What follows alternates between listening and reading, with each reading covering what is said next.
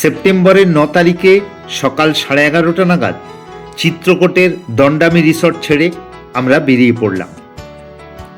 আজকে এখানের আরও 3টে জলপ্রপাত দেখে আমরা সোজা চলে যাব জগদলপুর স্টেশনে। গাড়ি চলছে, আমরা নিজেদের মধ্যে গল্পগুজব করছি আর মুগ্ধ চোখে দেখছি প্রকৃতির অপরূপ রূপ।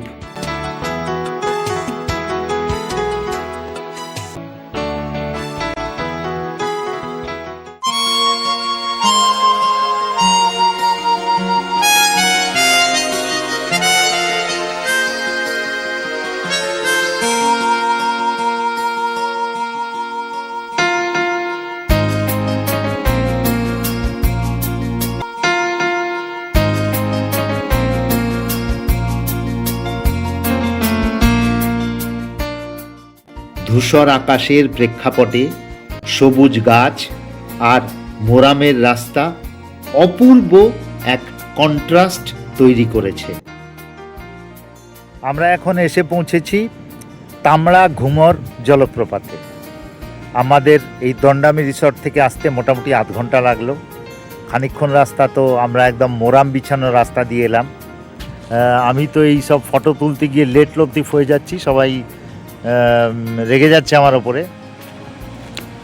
আমরা এগিয়ে চললাম তামড়ে ঘুমর জলপ্রপাত দেখতে।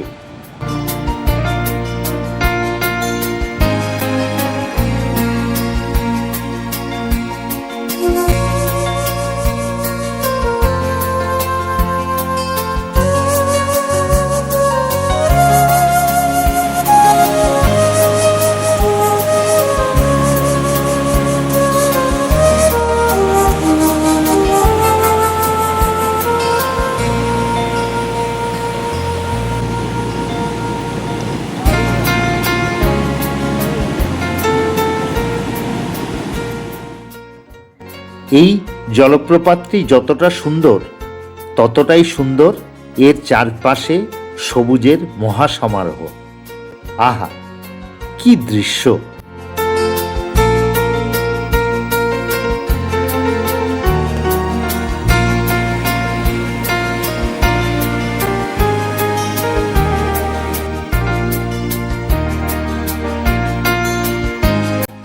তামড়ে জলপ্রপাতের কাছেই মেন্দ্রি ঘুমর জলপ্রপাত।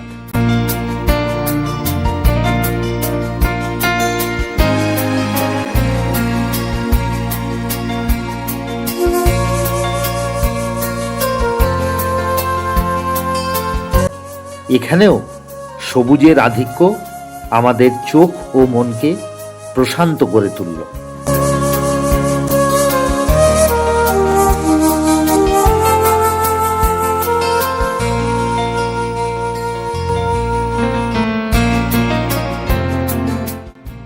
মেন্দ্রি ঘুমর জলপ্রপাত দেখে আমরা এবার চলেছি তীরথগড় জলপ্রপাত দেখতে।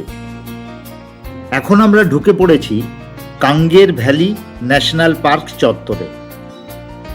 রাস্তার পাশেই খেলে বেড়াচ্ছে বাঁদরের দল, দু একটা পাখিও দেখা গেল।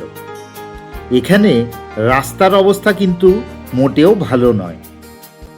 বেশ খানিকটা পথ পেরিয়ে অবশেষে এসে পৌঁছলাম পার্কিং লটে। এবারে সিঁড়ি বেয়ে নেমে দেখে আসতে হবে তীরথগড় ফলস।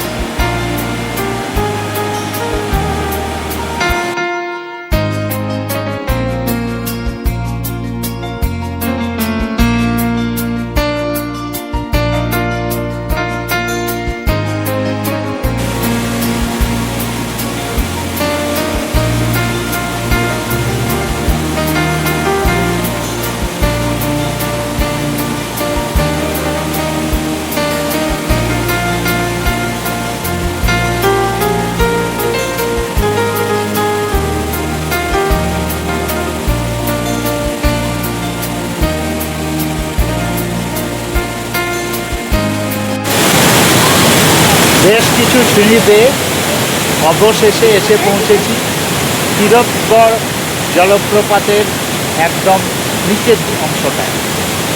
সেটা তো আপনারা যারা চাক্ষুষ দেখেছেন তাদের তো ভালো লাগবেই, যারা চাক্ষুষ দেখেননি তারাও এই ক্যামেরার চোখ দিয়ে একটু দেখে নিতে পারেন।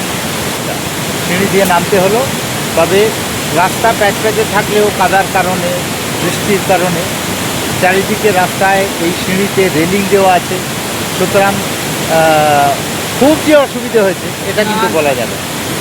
আমরা এই তিনজন এভারেস্ট শৃঙ্গ জয় করলাম, মানে আমাদের কাছে এটাই এভারেস্টের মতো। তো পার্থ, মৌসুমি আর মৌমিতা ওরা ওর ওপরে যে ভিউ পয়েন্টটা আছে ওখানেই বসে ওখান থেকে এনজয় করছে। আমরাই আমাদের দলের পক্ষে এইটা এভারেস্টের পা ছুঁয়ে আসি।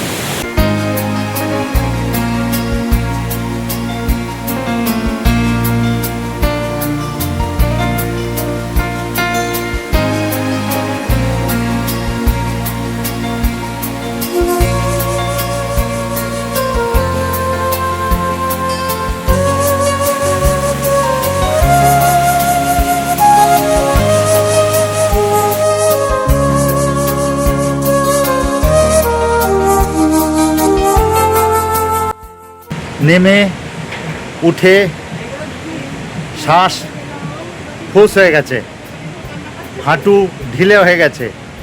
220টা নেমেছি, 220টা উঠেছি। তারপরে জলপ্রপাতের পাদদেশে গিয়ে দাঁড়িয়েছি। এখন হালুয়া টাইট, সুতরাং গিয়ে কিছু খেয়ে এবার গাড়িতে চড়ে সোজা জগদলপুর স্টেশন।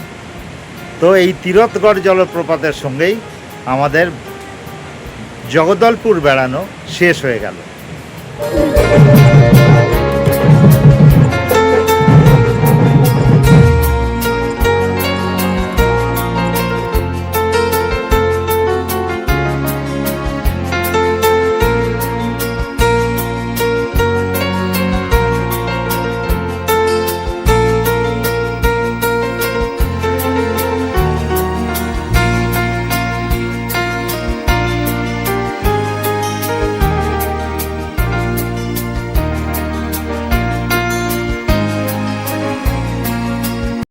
এই সাত্ত্বিকভাবে ডিনার করার পর আমাদের ট্রেন এখন অবধি 36 মিনিট লেটে চলছে।